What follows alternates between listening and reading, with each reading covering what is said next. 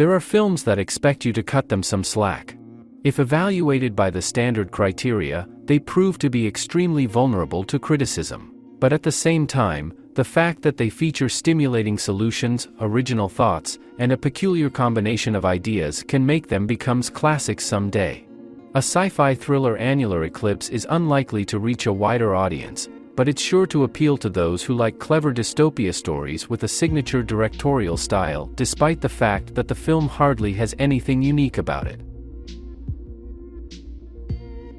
The movie is set in the year 2030. Under the disguise of developing a drug for Alzheimer's disease, the Xinjiang Institute of Memory is experimenting with transferring the memory of rich old people into young and healthy bodies. The new technology has already been tested and delivered great results. A hired killer Ke-Jun has a feeling that someone has messed with his memory. His partner and girlfriend Xiang-Jin agrees to help him find out what's going on.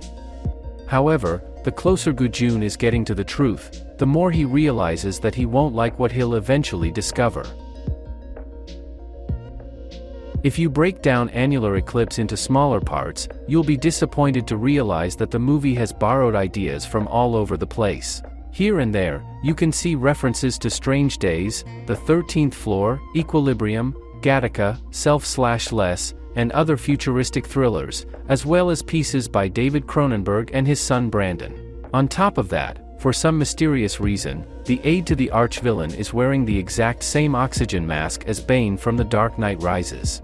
Towards the finale, the film starts giving off the vibes of the South Korean The Vengeance trilogy.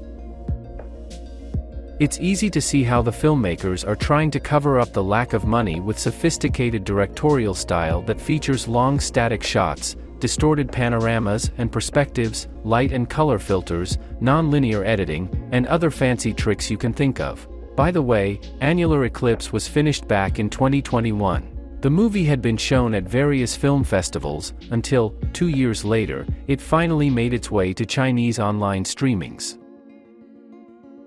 We know. By now, many of you are about to cross Annular Eclipse off your to-watch lists. Not so fast.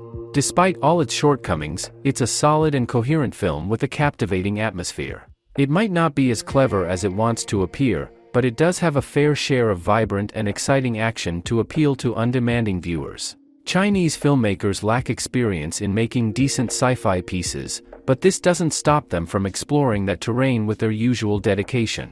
And while we can't yet talk about major advances in that department, movies like Annular Eclipse may, one day, pave the road to global recognition.